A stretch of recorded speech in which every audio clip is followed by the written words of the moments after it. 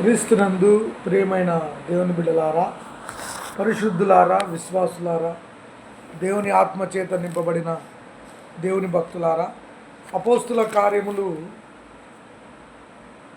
28వ అధ్యాయంలో 28వ అధ్యాయము 26, 27 వచనాలు ధ్యానించుకుందాం. అతడు చెప్పిన సంగతులు కొందరు నమ్మిరి, కొందరు నమ్మకపోయిరి. వారిలో భేదాభిప్రాయములు కలిగినందున సౌలు వారితో ఒక మాట చెప్పిన తర్వాత వారు వెళ్ళిపోయిరి. అదేదనగా, మీరు వినుటకు మట్టుకు విందురు కానీ గ్రహింపనే గ్రహింపరు, చూచుట మట్టుకు చూతురు కానీ కాననే కానరని ఈ ప్రజల దగ్గరకు వెళ్ళి చెప్పుము. ఈ ప్రజలను కన్నులారా చెవులారా విని మనసారా గ్రహించి నా వైపు తిరిగి నా వలన స్వస్థత పొందకపోనట్లు వారి హృదయము క్రొవ్వినది. వారు చెవులు మందముగా విని కన్నులు మూసుకొని ఉన్నాయి అని పరిశుద్ధాత్మ యెషయా ప్రవక్త ద్వారా మీ పితరులతో చెప్పిన మాట సరియే. ఇక్కడ దేవుడు కొన్ని మాటలు అంటున్నాడు. అపోస్తుల కార్యములు 28వ అధ్యాయం 26, 27 వచనాలు ధ్యానించుకుందాం. ఇక్కడ ఏముంటుందంటే ఇంగ్లీష్లో కూడా, go to this people and say,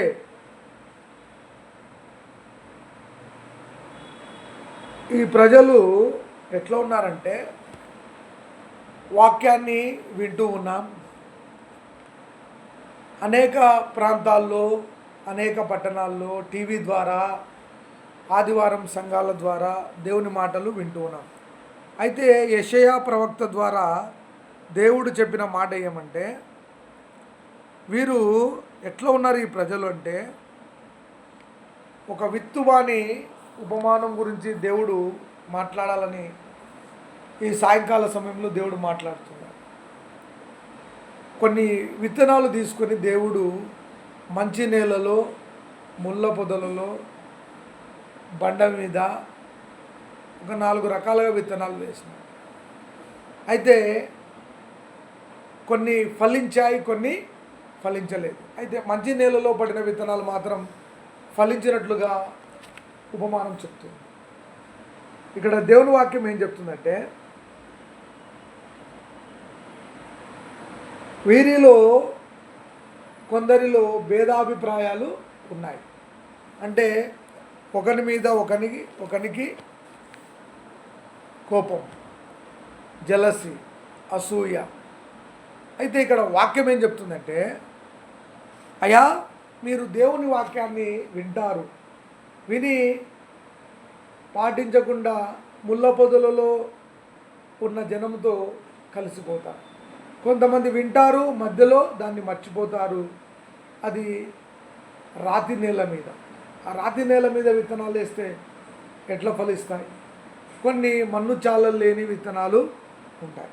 అంటే వాక్యం ఏం చెప్తుందంటే, మనం చెప్పడం కాదు, మీరు పౌలు వారితో ఒక మాట చెప్పిన తర్వాత వారు వెళ్ళిపోయింది. అదేమనగా, మీరు వినుటకు విందురు కానీ గ్రహింపని గ్రహింపు. అయ్యా, నా వాక్యము, నా ప్రార్థన, దేవుని సన్నిధి, దేవుని కృప మీరు వింటూ ఉన్నారు. అనేక సంవత్సరాల నుండి వాక్యాన్ని వింటూ ఉన్నారు, కానీ ప్రకటించలేని స్థితిలో మీరు ఉంటూ ఉన్నారు. అంటే ప్రాక్టికల్గా దేవుని సువార్తను నువ్వు ప్రకటించడం లేదు అని దేవుని వాక్యం చెప్తుంది. అంటే ఇక అపోస్తలుల పౌలు ఏమంటే, నేను ఎవరి వలన వింటినో, ఎవరి వలన నేర్చుకుంటునో అది ఇతరులకు దేవునికి మహిమ కలిగినట్లుగా ప్రకటించుచున్నాను అంటాడు. ఇక్కడ ఏముంది? అయ్యా మీరు అనేక మాటలు వింటారు కానీ గ్రహించరు అని దేవుని వారు. అంటే చూస్తారు, వింటారు, కానీ వీళ్ళు కన్నులారా చూచి, కన్నులారా అద్భుతాలు చూసి, చెవులారా అద్భుతాలు విని, మనసు ద్వారా అద్భుతాలు గ్రహించి ఏమంటున్నాడు? దేవుని వైపు తిరగని ప్రజలుగా మానవుడు ఈ దినాల్లో బ్రతుకుతున్నట్లుగా చూస్తూ, అంటే యేసు ప్రభు దినమెల్లా తన శిలువ రక్తము ద్వారా నీ కొరకు నా కొరకు చేతులు చాచి పిలుచుచూ ఉన్నాడు. అయ్యా, మీరు మారు మనసు పొందండి. పేతురు భక్తుడు దేవుని వాక్యం బోధించినప్పుడు 3,000 మంది రక్షణ పొందినట్లుగా వాక్యం చెప్తుంది. ఇక్కడ అంటున్నాడు, మీ మనస్సు మారాలి, మీ జీవితం మారాలి, నా జీవితం మారాలి. మన మనస్సు మారి నూతన మగునట్లుగా దేవుడు తన రక్త ప్రోక్షణ ద్వారా నా హృదయాన్ని, మీ హృదయాన్ని ప్రతిదినము, ప్రతి క్షణము, అనుక్షణము కడుగుతూ ఉన్నాడు. అందుకే అంటున్నాడు, దేవుని వాక్యము బండను బద్దలు చేయగలదు. దేవుని వాక్యము సుత్యం వంటిది. దేవుని వాక్యము హృదయంలో పేరుకుపోయిన క్రొవ్వును కరిగించగలదు. అది పాపపు క్రొవ్వైనా, శాపపు క్రొవ్వైనా, అంధకారమైన, చీకటైన, మోసమైన క్రీస్తు ప్రేమ నుండి మనల్ని ఎడబాపలేదు. దేవుడు ప్రతిరోజు మాట్లాడుతూ ఉంటాడు, ప్రతి క్షణం మాట్లాడుతూ ఉంటాడు. అందుకే అంటున్నాడు కీర్తనల గ్రంథంలో, నీ వాక్యమును బట్టి దానిని జాగ్రత్తగా చూచుకున్నట్టు చేతనే కదా మా బ్రతుకు. నీ వాక్యము నా పాదములకు దీపము, నా త్రోవకు వెలుగునైనది. ఇక్కడ దేవుని వాక్యం ఏం చెప్తుందంటే, అయ్యా, ఈ ప్రజలు పై పెదవులతో నన్ను దేవుణ్ణి మందిరంలో ఆరాధిస్తూ, మాట వినని జనాంగం, దేవునికి భయపడని జనాంగం.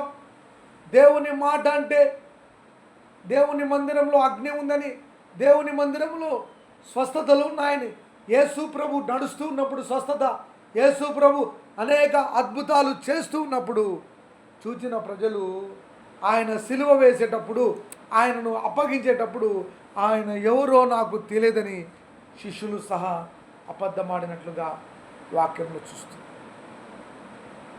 పేతురుకు దేవుడు ముందే చెప్తాడు. పేతురు ఒక మహాభక్తుడు, అనేక మందిని వాక్యము ద్వారా యేసు వైపు తిప్పగలిగిన గొప్ప భక్తుడు. యేసు ప్రభు అంటాడు, పేతురు గారు, నేను సిలువకు అప్పచెప్పేటప్పుడు నాకు తెలియదని మీరు 3 సార్లు అబద్ధం ఆడతాడు, కోడి కూయక మునిపే. అంతరంగ పురుషుడండి యేసు ప్రభు. అంతర్యాన్ని చూస్తాడు. పైనున్న నీ బలాన్ని, పైనున్న నీ ధనాన్ని, పైనున్న నీ జ్ఞానాన్ని, పైనున్న నీ బంధుబలాన్ని చూసి ఆనందించేక దేవుడు కాదో. సామెతల గ్రంథంలో అంటాడు, ఆయన నరుని కాలి సత్తువయందు ఆనందించే దేవుడు కాడో.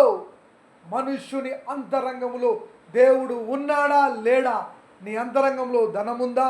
నీ అంతరంగంలో పాపముందా? నీ అంతరంగంలో కుళ్ళుందా? నీ అంతరంగంలో జలసి ఉందా? నువ్వు ఎవరికైనా సహాయం చేస్తూ ఉన్నావా? యేసు ప్రభు గురించి రక్షణ వార్త చెప్తూ ఉన్నావా? ఈ ప్రజలు పెదవులతో వింటూ ఉన్నారు, వారి హృదయము బహుదూరంగా ఉంది. ఆ హృదయం నాకు ఇయ్యండి అయ్యా అని యేసు ప్రభు అడుగుతున్నారు. అంటే నేను ఎందుకు చెప్తున్నానంటే, కొన్నిసార్లు మంచి నేలలో ఉన్నట్లుగా మన జీవితం ఉంటుంది.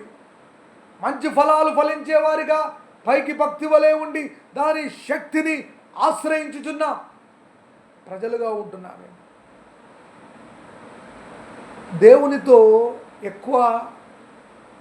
నువ్వు ఎంత కనెక్ట్ మంచిగా ఉంటావో అంత దీవించబడుతావు. దేవునితో కనెక్ట్ అయినట్లుండి నటించి తిరిగి లోకంతో స్నేహం చేస్తే దేవుని ఉగ్రత బహుభారంగా ఉంటుంది. జ్ఞాపకం చేసుకోండి. దేవునితో ఎక్కువసేపు మనం ఆటలు ఆడకూడదు. నువ్వు లోకంతో ఎన్నెన్నా రాజకీయాలు చేసుకో, కానీ దేవుని మాటలో జీవం ఉంది. అందుకే అంటున్నాడు, అయ్యా యెషయా భక్తుడు ప్రవచనం, ఇది యెషయా గ్రంథంలో ఈ ప్రవచనము నెరవేరినట్లుగా ఏమంటారు చూడండి. వారు చెవులు మందము వేసి కన్నులు మూసుకొని, భక్తులు దేవుని వాక్యాన్ని ప్రకటిస్తూ ఉన్నారు. దేవుని సేవకులు టీవీ ద్వారా, యూట్యూబ్ ఛానల్ ద్వారా సంఘాలలో దేవుని వాక్యం ప్రకటించబడుతుంది. అయితే ప్రభు వైపు మనం తిరుగుతూ ఉన్నామా? ప్రభు మాట లోబడుతూ ఉన్నాం. నిన్ను వలే నీ పొరుగు వారిని ప్రేమించుము అంటాడు. ఎక్కడ ప్రేమిస్తున్నాం?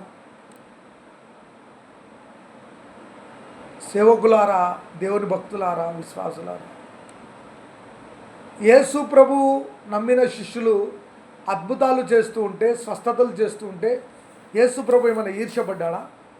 మరి ఈ దినాల్లో దేవుని నమ్మిన బిడ్డలు కొద్దిగా మంచి పొజిషన్లో వాళ్ళు వెళ్తూ ఉంటే కింద ఉన్న వాళ్ళు ఏం చేస్తారంటే వాళ్ళని వాళ్ళ కాళ్ళు బట్టి లాగడానికి ట్రై చేస్తారు. అంటే వాళ్ళ మీద ఒక బురద చల్లుతారు టక్కని. అది తప్పు అని దేవుని వాక్యం సెలవిస్తుంది. అందుకంటున్నాడు, నీ వాక్యము నా హృదయమునకు హత్తుకొని ఉండాలి. నోరుతో పాడగలుగుతూ ఉన్నాం, ఇదే నోరుతో స్తుతిస్తూ ఉన్నాం, తిరిగి ఇదే నోరుతో అబద్ధం ఆడుతూ ఉన్నాం. అదే దేవుడు చెప్తున్నాడు. వారు దేవుని మాట వినని ప్రజలు. అందుకంటాడు, ఎవరైతే నా మాట విని వణుకుచుండునో వాని మీద నేను దృష్టి పెడతా అని దేవుని వాక్యం చెప్తుంది. మారు మనసు పొందని ప్రజల కొరకు ప్రాణం పెట్టిన దేవుడు యేసయ్య. పేతురు భక్తులు అంటాడు, పాపక్షమాపణ నిమిత్తము మీరు మారు మనస్సు పొంది యేసు రక్షకుడని నీ హృదయమందు అంగీకరించాలి. అప్పుడే నీవు రక్షించబడతావు. రక్షణ ప్రతిరోజు, ప్రతి సమయంలో, ప్రతి ఉదయంలో నీ దగ్గరికి వస్తూనే ఉంటుంది. అయితే మనము దేవుడు వచ్చినప్పుడు మన హృదయాన్ని తెరుస్తున్నాం. మూయబడిన తలుపులను అపోస్తలులైన పౌలు, సౌలు చెరసాలలో బంధించినప్పుడు వాళ్ళు దేవుని వైపు చూసి దేవుని ప్రార్థించి స్తుతి గానములతో ప్రభువును స్తుతించినప్పుడు భూకంపం కలిగి చెరసాల బద్దలాయను. అంటే నీ కోసం దేవుడు కార్యం చేయాలనుకుంటే చెరసాల బద్దలు చేసి కూడా నువ్వు దేవునికి లోబడితే దేవుని పక్షంలో కార్యం చేస్తాడు. యుద్ధము దేవుడు ఖచ్చితంగా చేస్తాడు. సాధ్యమేనా? వాళ్ళు దేవుని ఆరాధిస్తుంటే చెరసాల తలుపులు బద్దలాయను. మోషే ప్రార్థించినప్పుడు ఎర్ర సముద్రమును పాయలుగా చేసి దేవుడు ఆరిన నేలపై ప్రజలను నడిపించగలిగిన దేవుడు. ఆయన అద్భుతాలు జ్ఞాపకం చేసుకోండి, ఆయన చేసే ఆశ్చర్యకార్యాలు చేసుకోండి. ఈ ప్రజలు పెదవులతో వింటున్నారయ్యా, వాళ్ళు మనసు పెట్టి నా దగ్గరికి రావడం లేదు అని ఆయన వాక్యం చెప్తుంది.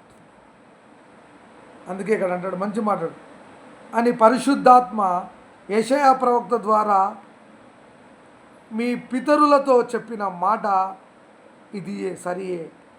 అంటే కొన్ని సంవత్సరాల క్రితమే ఈ మాటను యెషయా గ్రంథంలో మన పితరులతో దేవుడు చెప్పిన మాటగా చూస్తూ ఉన్నాం. ఎవరి వైపు చూస్తూ ఉన్నాం మనం? ఒకడు నీకంటే ఎక్కువగా మీటింగ్స్ పెట్టాడు అనుకో, వాడిని ఎట్లా పడగొట్టాలా అని మనం ప్లాన్ చేస్తుంటాం. అయితే నువ్వు దేవుడు ఆజ్ఞలేంది వాడిని నువ్వు పడగొట్టలేవు, నిన్ను వాడు పడగొట్టలేవు. అది దేవునికే సాధ్యం. వానిలో తప్పులుంటే దేవుడు వాడిని సరిదిద్దుతాడు. నీలో తప్పు ఉంటే నువ్వు ఆ పని చేస్తూ ఉంటే నిన్ను గద్దిస్తాడు. నేనేమంటున్నానంటే ఆయన మాట, ఆయన వాక్యమునకు మన హృదయాలు కుమ్మరించబడుతున్నాయి. పాపం వల్ల వచ్చు జీతము మరణము అని వాక్యం చెప్తుంది. అన్యజనుల కొరకు ప్రార్థించు. అనేక మంది పాపంలో, శాపంలో, అంధకారంలో, చీకటిలో, శాంతి లేక, సమాధానం లేక జీవితాలను అంతం చేసుకుంటున్నారు. ఆర్థిక ఇబ్బందులు, వ్యక్తిగత జీవితం సరిగా లేక, కుటుంబ జీవితం సరిగా లేక, అన్నదమ్ముల మధ్య సమాధానం లేదు, అత్తాకోడల మధ్య సమాధానం లేదు, అక్క చెల్లెల మధ్య సమాధానం లేదు, కుటుంబాలు చీలిపోతున్నాయి. అదే అపవాది గారికి ఇష్టం. కుటుంబాలు కట్టబడాలి అంటే ప్రభు వాక్యం చేత మనం నింపబడాలా. అనుదినం ఆయన వాక్యాన్ని ధ్యానించాలా. అనుదినం ఆయన రక్షణ సువార్తాన్ని ఏదో ఒక రీతిగా ప్రకటించాలా. అందుకంటున్నాడు, ప్రకటించువారు లేకుండా వారు ఎట్లు విందురు చెప్పకపోతే. ఇక్కడ అంటున్నాడు, మీరు మారు మనస్సు, నూతన మనస్సు కలిగి జీవించాలి. ప్రభు వైపు చూద్దాం. ఆయన తలుపులు తెరువగా మూయగలిగిన వారెవరు? ఆయనని నిన్ను ఆశీర్వదించాలి అంటే ఇంటి కప్పు విప్పి ఆశీర్వదించాలి. అందుకే అంటున్నాడు, శక్తి చేత కాదు, బలము చేత కాదు, నా ఆత్మ ద్వారానే ఈ కార్యాలు జరుగును. ఎప్పుడైనా దేవుణ్ణి అడిగావా? ఏమైనా చేస్తున్నప్పుడు, దేవా ఇది నీ కొరకు, నీ మహిమ కొరకు ఉందా లేదా అని విచారించావా? దేవుడు అంటున్నాడు, ఆయన పాదాలు పట్టుకొని మొదట మనం దేవుణ్ణి అడగడం నేర్చుకోవాలి. ఎందుకంటే అడుగుడి ఇవ్వబడును, వెతుకుడి దొరుకును, తట్టుడి తీరును. ఎంతోమంది వృద్ధుల కొరకు ప్రార్థన చేస్తున్నారు. నేను ఆకలిగొంటిని, నేను రోగినై ఇంటిని, నేను వస్త్రహీనుడనై ఇంటిని. నా కొరకు నువ్వు ప్రార్థించావా? ఎలా ఉంది నీ వ్యక్తిగత జీవితం? ప్రభువుతో కనెక్ట్ అయితే మంచిదే. కనెక్ట్ అయ్యి తిరిగి లోకంలో పడిపోతుంటే దేవుడు మళ్ళా దినమెల్లా చేతులు చాపుతున్నాడు, నా కుమారులారా నా యుద్ధకు రండి. అందుకంటున్నాడు, దేవుని వాక్యము ప్రబలి అనేకులు, అపోస్తుల కార్యంలో 6వ అధ్యాయంలో అంటాడు, స్టెఫెను ప్రసంగించుచుండగా అనేకులు విశ్వాసమునకు లోబడి. అది ఈ లోకానికి నచ్చదు. అందుకే అంటున్నాడు, ఆయన మాట వినని ప్రజలుగా నీవు నేను బ్రతుకు. దేవుని మాటకు లోబడాల. నీ యందు నమ్మిక ఉంచువారు ధన్యులు, వారు నిత్యము నిన్ను స్తుతించుదురు, ప్రార్థించుదురు. నీకు ఇచ్చిన వరం ఏమంటే దేవుడు రక్షణ, అంటే మారు మనసు. నిజంగా మనం మనసు పొందింటే మన పని ఏమంటే అందరి కొరకు ప్రార్థన చేయాలి. అందరి కొరకు మనము ప్రార్థన చేయాలి. అది సంఘం క్షేమం కొరకైనా, సంఘం వెలుపలైనా, సంఘం బయటైనా, కుటుంబాల కొరకైనా దేవుడు నిన్ను ఎందుకు పెట్టాడంటే వాళ్ళ క్షేమం కొరకు మనము ప్రార్థించేవారిగా ఉన్నాం. శత్రువుల కొరకైనా, మిత్రుల కొరకైనా, వాళ్ళు ఎంతమంది దూషించినా, ఎంతమంది మోసం చేసినా, ఎన్ని తిట్లు తిట్టినా కూడా నీవు ఎలా ఉండాలంటే, అయ్యా వారేం చేయుచున్నారో వారు ఎరగరు గనక వారిని క్షమించు నాయన. క్షమాపణ లేకపోతే శూన్యం మన జీవితం. ఏమైనా చేయగల దేవుడు, యోబు కథ మొత్తం మార్చగలిగిన దేవుడు, యేసేపు కథ మొత్తం మార్చగలిగిన దేవుడు. దేవునికి అసాధ్యమైన ఏమనుందా? దేవుడు అనుకుంటే ఏమైనా, ఎరికో గోడలు కూలిపోతాయి, ఎర్ర సముద్రము పాయలైపోయింది. ఒక పని చేసేటప్పుడు నీ జీవితంలో మొదటగా దేవుని సన్నిధిలో కూర్చొని ప్రార్థించి మోకాళ్ళ అనుభవంలోకి నువ్వు వస్తే ప్రభువే నీ పని చేస్తా.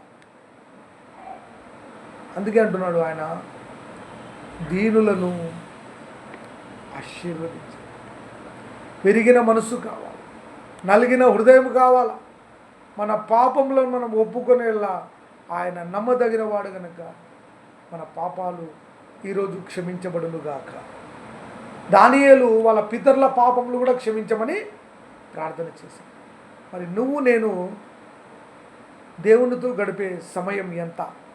మనుషులతో గడిపే సమయం ఎంత? ప్రభు వైపు చూద్దామా? ప్రభు వైపు ప్రార్థన చేద్దామా? ప్రభువుని అడుగుదామా? దేవా, నేను ఎక్కడ తప్పిపోతున్నాను, ఎక్కడ పాపంలో ఉన్నానో, ఎక్కడ నా వ్యక్తిగత జీవితం సరిగా లేదో అక్కడ నన్ను సరిచేయి నాయన. నా మనస్సును మార్చు నాయన, నా హృదయాన్ని మార్చు నాయన, నా పాపాలు కడుగు నాయన. అనేకుల కొరకు ప్రార్థించే బిడ్డగా, సంఘాల క్షేమం కొరకు, దేశం కొరకు, రాజుల కొరకు, అధికారుల కొరకు ప్రార్థించే ఒక మంచి ప్రార్థనా పరుడుగా నన్ను మార్చు నాయన. అనేకులు నా ద్వారా దీవించబడాలి తప్ప శపించబడకూడదు నాయన. అనేకులకు ఆశీర్వాదకరంగా మనం బ్రతుకుందాం. వాళ్ళు శత్రువైన, మిత్రువైన, దూషించిన, హేళన చేసిన వాళ్ళ క్షేమము కొరకే మనము ప్రార్థన చేయాలి. అది ఒక విశ్వాస జీవితంలో ఉండవలసిన క్వాలిటీస్. ప్రార్థన చేద్దామా? అడుగుదాం. ఎవరు ఏ బాధలో ఉన్నారు, ఏ మెంటల్ టెన్షన్లో ఉన్నారు, యవన బిడ్డల కొరకు ప్రార్థన చేస్తున్నారు, వాళ్ళని పెంచుతున్న తల్లిదండ్రుల కొరకు ప్రార్థన చేస్తున్నారు, కుటుంబాలలో ఉద్యోగాలు రాక, నిరుద్యోగ సమస్య పెరిగిపోయి, వివాహాలు కాక, కుటుంబాలలో గర్భఫలం లేక, కుటుంబాలలో శాంతి లేక, అప్పుల పాలై అనేక చోట్ల బాధపడుతున్న యవన బిడ్డలారా, దేవుడు మిమ్మల్ని ఈ సాయంకాల సమయంలో దర్శించునుగాక. దేవుడే మాట్లాడునుగాక. ఎక్కడ ఉన్నా, ఏ స్థితిలో ఉన్నా దేవుని దూతలు నీకు సహాయం చేదురుగా. నీ చదువులో దేవుడు దీవించునుగాక.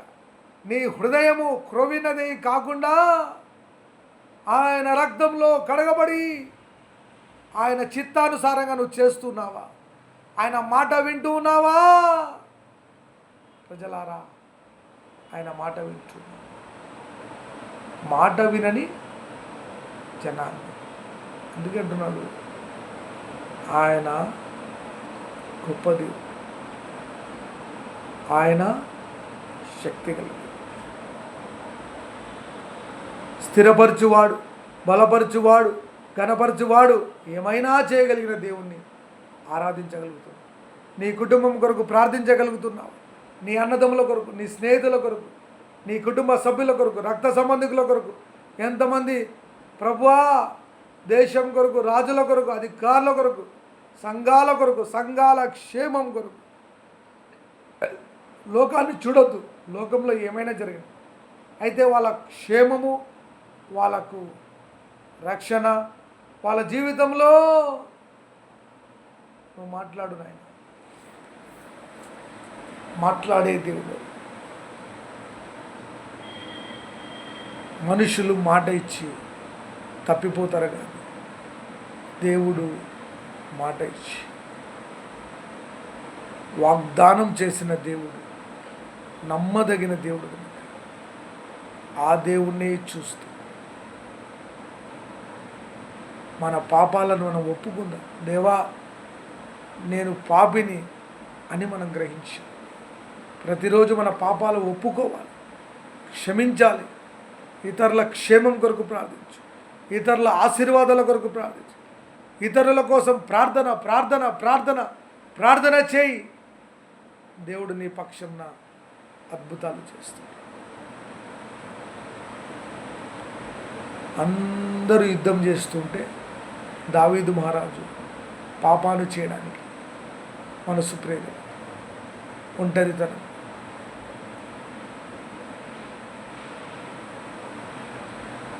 యుద్ధమందు నేను మిద్దె మీద నుండి చూడరాని దృశ్యం కనులగాంచినాను,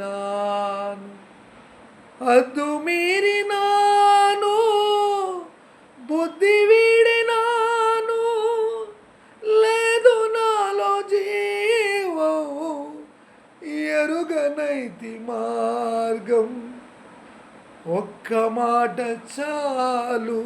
ఏ పాపం నీ విజయానికి అడ్డుగా వస్తుందో, ఏ మోసం దేవుని సన్నిధికి నీకు దూరంగా చేస్తుందో, ఒక్క మాట చాలు, ఒక్క మాట చాలు, ఒక్క మాట చాలు ప్రభో, నాతో నీవు మాట్లాడినచో నే బ్రతికెదను ప్రభు, నా ప్రియుడా, నా హితుడా, నా ప్రాణనాథుడా. నా హృదయం ఎలా ఉంది నాయన? క్రొవ్విన హృదయంగా, నీ మాట వినని జనాంగంగా మేము బతుకుతున్నాము. కట్టబడి తిని నేను గట్టి తాళ్లతోనా, వీడనీదు ఆత్మ, వీడనీదు బ్రతుకు. కట్టబడి తిని నేను గట్టి తాళ్లతోనా, వీడనీదు ఆత్మ, వీడనీదు బ్రతుకు. గుడ్డివాడనైతి తిరుగలిసురుచుంటి, దిక్కులేక నేను దయను కోరుకుంటి. నా ద్వారా ఆశీర్వాదాలు రావాలి, నా ద్వారా ఇతరులకు శాపాలు రాకూడదు, నా ద్వారా ఇతరులకు సంఘానికి చెడ్డ పేరు రాకూడదు, నా ద్వారా దేవునికి మహిమ రావాలా. నేను ఎక్కడ నిలబడితే అక్కడ దీవించబడాలని ఆయన అట్లాంటి ఆశీర్వాదం. గుడ్డివాడనైతి ఒక్క మాట నా పాపం నన్ను వెంటాడుతుంది, నా శాపం నన్ను వెంటాడుతుంది. ఒక్క మాట చాలు, ఒక్క మాట చాలు, ఒక్క మాట చాలు ప్రభు, నాతో నీవు మాట్లాడు యేసయ్యా. అడుగుతున్నావా? యవన బిడ్డ, ఏ పాపం నిన్ను వెంటాడుతుందో వారు పెదవులతో ఆరాధించుచున్నారు, కానీ వారి హృదయం బహుదూరముగా ఉన్నది. నీ తల్లిదండ్రులను సన్మానిస్తున్నావు, నీ సంఘం క్షేమం కొరకు ప్రార్థన చేస్తున్నావు, సంఘంలో సమాధానం కావాలని దేవుని మందిరంలో ఉపవాసం ఉండి ప్రార్థన చేస్తున్నావు. అలాంటి ప్రార్థన చేసే భక్తులను దేవుడు లేవనెత్తునుగాక. ఒక్క మాట చాలు ప్రభువా నేను బ్రతకడానికి అని సంసోను దేవుణ్ణి వేడుకున్నాడు, దావీదు గారు దేవుణ్ణి వేడుకున్నాడు. మరి నీవు నేను వేడుకుంటున్నావు? పరిశుద్ధాత్మ అనే సన్నిధి నీ పిల్లల మీద, నీ కుటుంబం మీద ఏ శాపాలు ఏలుబడుతున్నాయో అది సాయంకాల సమయంలో యేసు నామములో విడుదల చేయబడునుగాక.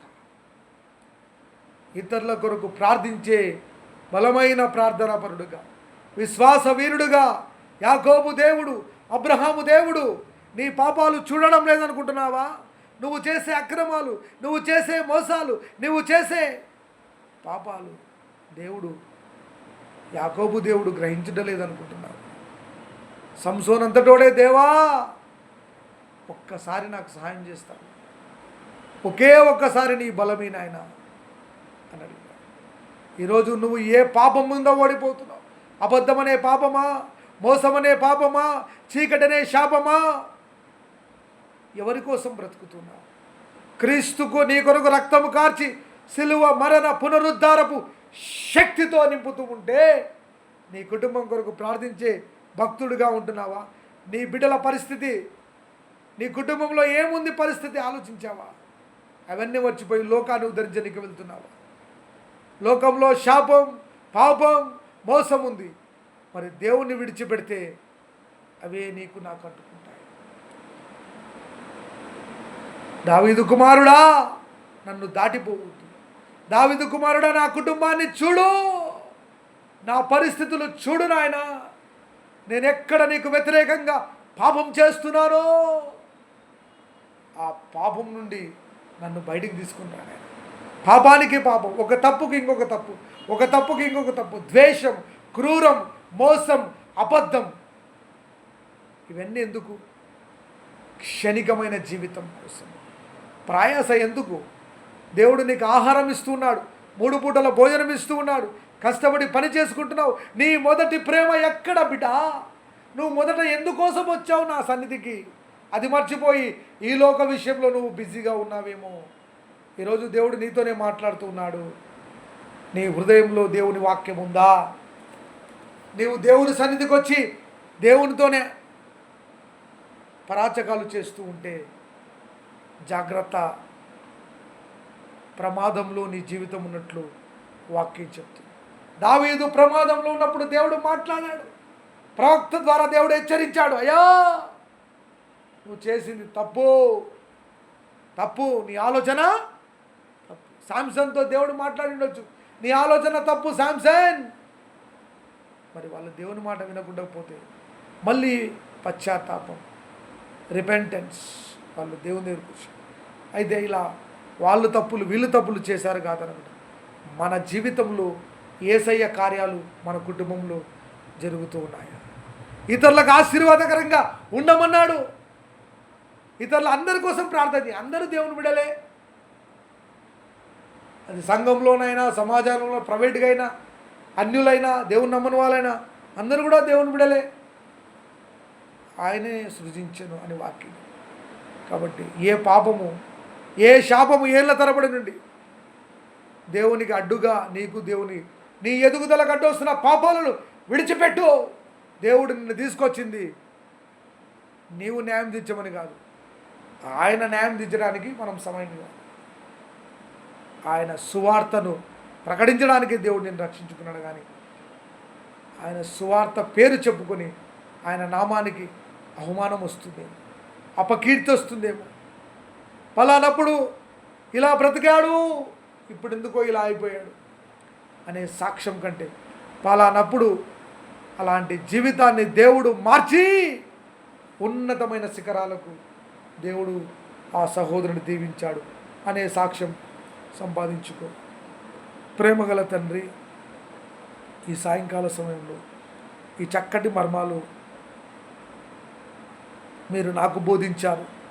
ఒకవేళ నేను ఏ పాపంలో ఉన్నాను, ఏ మోసంలో ఉన్నాను, ఇతరులకు భారంగా ఉన్నానేమో, కుటుంబానికి భారంగా ఉన్నానేమో, అయా నా పాపములను క్షమించు. నా చూపుల ద్వారా, తలంపుల ద్వారా, ఆలోచనల ద్వారా ఇద్దరు మాట్లాడుచుండగా యెహోవా చెవియొగ్గి ఆలకించును. జాగ్రత్త. దేవునికి భయపడడం నేర్చుకోవాలి. ఆయనకు భయపడితే ఆశీర్వాదాలు వస్తాయి. లోకానికి ఎదిరించు, దేవుని భయపడు. దేవుని అనేకుల కొరకు, మిమ్మల్ని హింసించి వారి కొరకు ప్రార్థించుడి, మీ శత్రువులను ప్రేమించుడి, వాళ్ళకు ఆశీర్వదీయమనే దేవుని అడుగు. అప్పుడు నీ కుటుంబంలో దేవుడు అద్భుతాలు చేస్తాడు. అయ్యా నా పాపం నన్ను ఏలనీయకుండా, అయ్యా సుజాతమ్మ కొరకు ప్రార్థన చేస్తున్నాను. వాళ్ళ భర్త మారుడుగాక, వాళ్ళ పిల్లలు మారుదురుగాక. తండ్రి నీకు స్తోత్రం. అట్లాంటి ఎంతోమంది బిడ్డలు ఉన్నారు. వాళ్ళకు మారు మనసు కావాలా, పాపక్షమాపణ కావాలా. మా కుటుంబాలలో ఎవరికైతే మారు మనసు లేదో, రక్షణ లేదో, మా బిడ్డల కొరకు, యవన బిడ్డల జీవితాన్ని కాపాడు నాయన. వాళ్ళు ఎక్కడ చదువుకున్నా, ఎక్కడ ట్రైనింగ్కి వెళ్ళినా వాళ్ళ చుట్టూ నీ దేవదూతల ఆజ్ఞని వేయమని ప్రార్థన చేస్తున్నా. దేశం కొరకు, రాజుల కొరకు, అధికారుల కొరకు, అందరి కొరకు ప్రార్థన చేస్తున్నా. మా సంఘ క్షేమం కొరకు, మా సంఘంలో సమాధానం అనే వాక్యముతో నింపమని ప్రార్థన చేస్తున్నా. అందరినీ దీవించు నాయన. అందరూ నీ పిల్లలే, ఆశీర్వదించమని ప్రార్థన చేస్తూ అనేకుల కొరకు కన్నీటి ప్రార్థన, ఉపవాస ప్రార్థన, ప్రార్థన ఆలకించువాడా నీ మందిరంలోకి వస్తాను. మా భార్య కొరకు, పిల్లల కొరకు, తల్లి కొరకు, వృద్ధురాలు కొరకు ప్రభా నీ సన్నిధిలో వాళ్ళు ఎక్కడికి వెళ్ళినా వాళ్ళతో కాపరిగా ఉండండి నాయన, రాజుగా ఉండండి నాయన. మాకు మంచి ఆరోగ్యమును, బలమును.